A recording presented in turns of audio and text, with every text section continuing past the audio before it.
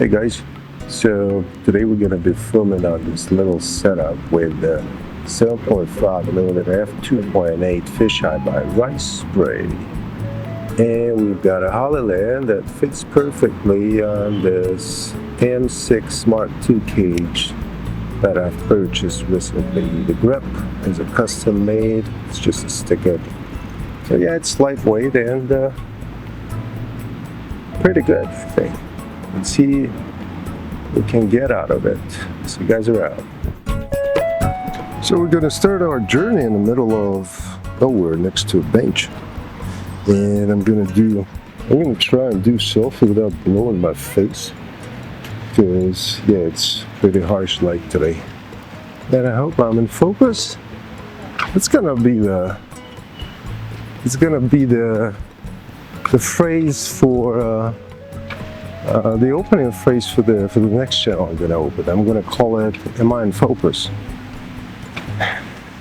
I mean, as much as I love Gerald Undone, I think that was the last video I watched when he said that he's abandoning his old setup and stuff, and he's gonna turn into a wandering vlogger, like going outside. I mean, good idea. I mean, I like the technical part of his channel, but he needed something like, you know, outdoors. And yeah, but I think it's a midlife crisis. Aren't we going through it, all of us? And right now, I don't know, what kind of content do you want to see on this episode of Am I in Focus? I like it. So I'm walking through my park, and it's a beautiful weather today, pretty sunny, plus 24 expected on the thermometer. And yeah, I don't know. Oh, you can't even see me because, yeah, yes, now you can see me. And yeah, I hope now you can see me. That's the problem with this lens, because you cannot put a V&D filter on it. It's a fisheye lens, and with Canon EOS, once you set the shutter and the ISO, that's it. You're locked. So yeah, what I'm gonna do a round around the park, and let's see how it's gonna be in the final grade. Yeah, so walking and talking with this camera is fantastic, because you don't have to worry about focusing, kind of. There are two spots on the lens where you can actually say that this is selfie and this is everything else. So infinity and 0.7 or something like that. Yeah. And you don't need to worry about stabilizing the footage in the end. With sense flow and gyroflow lens correction, you can basically have maximum stabilization factor, like the smoothness factor, or whatever they call it. Yeah. And yeah, so now I want to switch to selfie, so I'll put it on 07, and that's it. And really nice to meet you, man. A cinematic moment. Is it? No, it's not.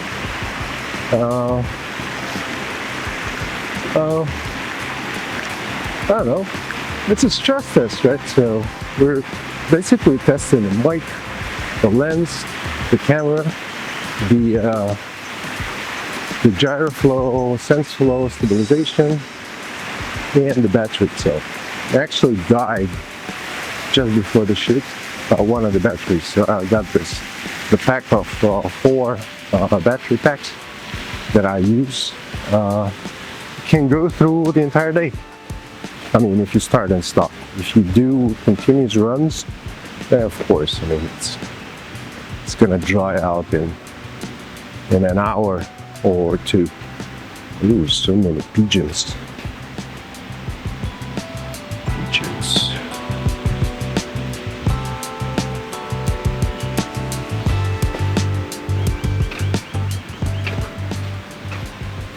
So what I know about this lens is that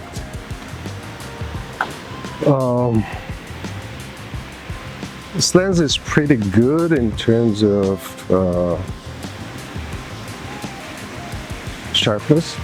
I mean, I'm not talking about edges. I mean, right? This is a fisheye lens. You cannot have edges sharp enough on this lens. But at the same time, you can have a pretty decent sharpness right in the middle. And since this is a vlogging camera, that's all you need, right? The center sharpness is crucial. Yeah. Oh, I'm on infinity, sorry. That's better. And yeah, I'm gonna go right through the other cameraman, doing some shots here and there. Well, that's perfectly fine because we're in the middle of nowhere, right? Central Asia, the old Mongolian steppe, the 5.6. I don't know. Now I'm worried not about being not in focus. Now I'm worried about the face being blown out with highlights. And look at this beautiful building. I cannot see anything on the screen right now because I mean this is Canon EOS screen, right? Look, oh, we've got the Akkukule, which is basically the Swan Lake in Kazakh language. Welcome to my reality. And I like this lens because I mean, look at this. It is so wide. After we finish gyroflow stabilization, the lens correction profile will eliminate most of it. I prefer not using 100% of the lens calibration profile because I mean I want to maintain that barrel distortion on most of the lenses I have, so that's why.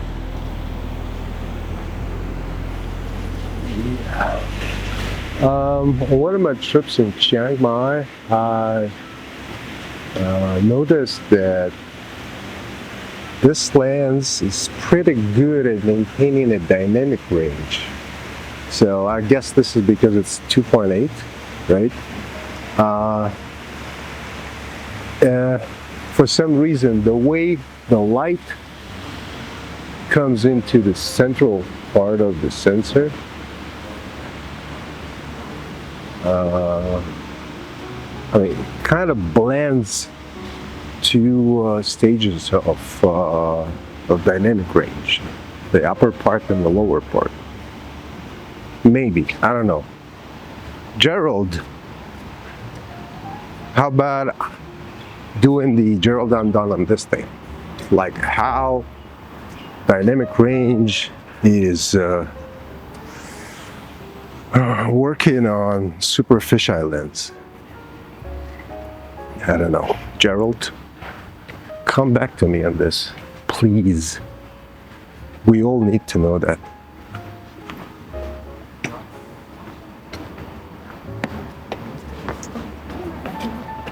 And he's like, yeah. Exactly, the next episode will be for Magic Lantern users. I don't know, yeah, I think they had an episode about Magic Lantern on 5D Mark II, like a long time ago. And it was fun, but that wasn't that technical as some channels would provide. Because of course, I mean, for Gerald, it's not an interesting topic, right? Some kind of third-party application on an SD card, working on a tech from almost previous century, and yet we're here filming selfie on this camera. And we're back to my favorite dude, the friend. How are you, guy? The friend is still here. See, that's the definition of a good friend. He is always there.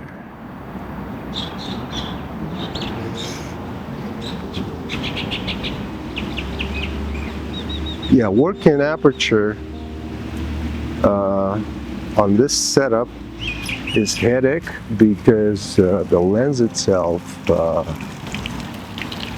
is kind of hidden behind the cage, the front part of the cage, and this specific lens has super tiny aperture ring, which is basically sits on the bayonet of the camera. So I don't know why I'm not on infinity. Right now I'm on the selfie mode. See the daily work of Magic Lantern user. You have to be focused on everything. You have to take into account everything: aperture, ISO, shutter, SD card speed, crop factor. I mean, it's like doing actual filmmaking, you know. How about that autofocus? Non-existent, right? And yeah, so right now we are at 34 degrees Celsius on the sensor side. I got ATTR 1.3, 25 FPS, 14-bit 1080p, 1 on 1000 shutter, ISO 200, and we're 12.5 minutes into recording. Hope this is, basically, why am I recording this today? Not to test the setup, actually. I'm actually testing the MacBook Air M1. So what I did with that, I will film a separate episode on that, but just a glimpse into what's going to happen. So, you know, this gaming cooling Peltier fans that people with the MagSafe that people attach to their iPhones or Android phones when they do gaming, because it cools down the entire thing. So with MacBook Air, if you want to do MLV app render, you need to use the processor at 100%. And what I did, so I did the first stage of conversion. The first stage is when you add silicon pads on the GPU, CPU side inside the MacBook. So this basically connects the heat dissipation and makes your back plate, back cover act as a huge heat sink. But that creates another problem because the heat distributes evenly and affects the batteries. So in some cases, batteries just stop charging while they're too hot. So in order to tackle this, my brain decided to add the Peltier 15-watt cooling, portable cooling system. Because there are two types. So there are two types. One is the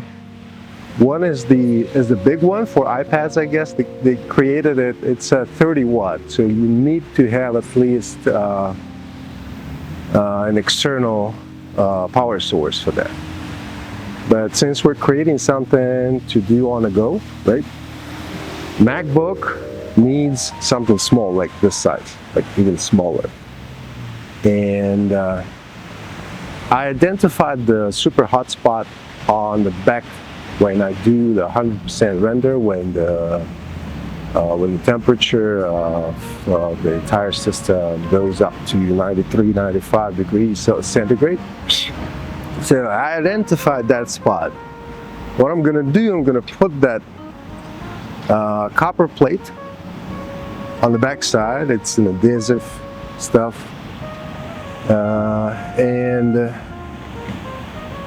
it's a MagSafe plate at the same time. And I'm gonna put the Peltier cooling fan on that specific spot, and we'll do the measurements. If it doesn't work, fine. I will use the app tamer to tame the MOV app while it during the conversion stage, or just use the low power. It just takes longer, just twice longer to render everything. And since I'm rendering into ProRes 12-bit on an Apple Silicon, that was the whole point of buying the MacBook, right? And I spent like what, $200 on it? No, $250 on it. It's a used 2022 M1. 2020 M1. So it's pretty old, but I guess the guy who sold it to me used it as a word processor. Go figure, right? And yeah. So basically, we are in 17 minutes into recording. I will do the separate video on how to cool down the MacBook Air M1, and yeah, hopefully this will work, because I need that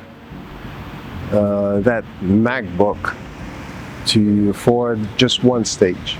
So my workflow now is that I process everything in MLV app with AV Foundation in ProRes Quad 4 12-bit, the true 12-bit, not the FFmpeg 12-bit that is somehow has a caveat of not delivering true 12-bit. And then I move everything on the SSD to the Ryzen machine with the eGPU attached to it, the RTX, and I do the grade inside DaVinci Resolve on that machine. It's a standalone machine. I can do perfectly DaVinci Resolve grade on the MacBook, but you know, Retina display, the Rec 709A scene, whatever problems Apple has with or had with color gamut and color space, I just don't like it. I mean, I like the product that comes out from an Intel-based machine, the Rec 709 Gamma 2.4. Plus, yeah, the RTX does the part. It has 12 gigs of VRAM. It's an eGPU, It has a bottleneck, but it's more than enough for that machine. And I can render everything, occupying the entire 12 gigabyte of VRAM, and with noise reduction, de-enhancer involved and everything at 7.5 frames per second, which is more than enough. And yeah. So see you guys, and see you on the next one. Bye-bye.